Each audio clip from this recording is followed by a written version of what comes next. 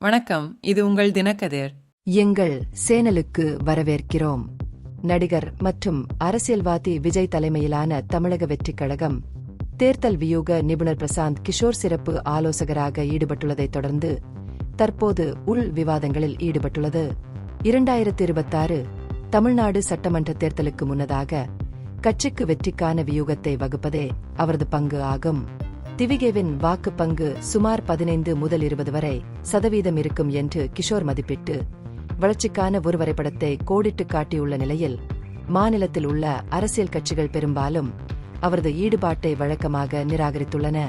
கிஷோரின் மதிப்பீட்டிற்கு பதிலளித்த திமுக தலைவரும் அமைச்சருமான பி.கே. சேகர் பாபு தேர்தலுக்கு முன்னதாக ஒவ்வொரு கட்சியும் பரவலான ஆதரவை பெறுவதாக கூறுகிறார் என்று குறிப்பிட்டார்.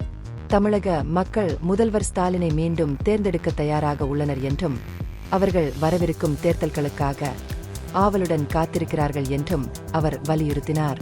திவிகே உடனான கிஷோரின் தொடர்பை திமுக எம்பி கனிமொழி குறைத்து மதிப்பிட்டார். அவர் தங்களை தேடும் எந்தவொரு கட்சிக்கும் சேவைகளை வழங்கும் ஒரு தொழில்முறை வியூக நிபுணர் என்று கூறினார். தேர்தலில் வெற்றி பெற திமுக அதன் கேடர் மற்றும் ஸ்டாலினின் தலைமையை மட்டுமே நம்பியுள்ளது என்பதை அவர் மீண்டும் உறுதிப்படுத்தினார். சினிமா புகழ் மட்டும் அரசியல் வெற்றிக்கு உத்தரவாதம் அளிக்காது என்று சிபிஐ தலைவர் கே. பாலகிருஷ்ணன் சுட்டிக்காட்டினார்.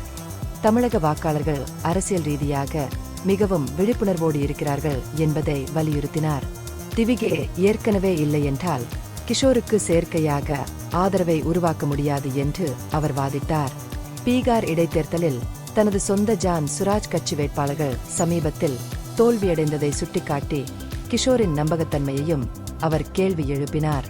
இதேபோல் தேர்தல்களில் வெற்றி பெற அரசியல் வியூகவாதிகளை பயன்படுத்துவது குறித்து என்டிகே தலைவர் சீமான் சந்தேகம் தெரிவித்தார்.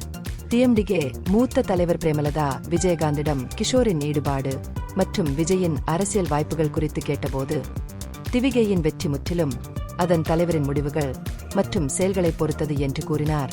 திவிகே உடனான கூட்டணி குறித்து அதிமுகவுடனான அதன் தற்போதைய கூட்டணியில் டிஎம்டிகே உறுதியாக இருப்பதாகவும் எதிர்கால உறவுகள் குறித்த கேள்வியை விஜயிடமே விட்டுவிட்டதாகவும் அவர் கூறினார்.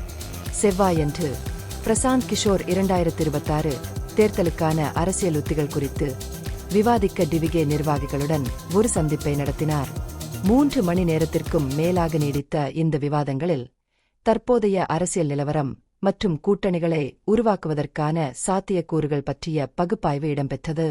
திவிகே பொதுச் செயலாளர் என். ஆனந்த், தேர்தல் மேலாண்மை பொதுச் செயலாளர் ஆதவ் அர்ஜுனா, அரசியல் மூலோபாயவாதி ஜான் ஆரோக்கியசாமி உள்ளிட்ட முக்கிய கட்சி உறுப்பினர்களுடன் கிஷோர் கலந்துரையாடினார். பின்னர் மற்ற நிர்வாகிகளுடன் கலந்துரையாடினார். இந்த பகுப்பாய்வு நுண்ணறிவுள்ளதாக கண்டால் முக்கியமான அரசியல் முன்னேற்றங்கள் குறித்த கூடுதல் புதுப்பிப்புகளுக்கு லைக் செய்யவும், ஷேர் செய்யவும், சப்ஸ்கிரைப் செய்யும். இது உங்கள் தினக்கதிர். நன்றி.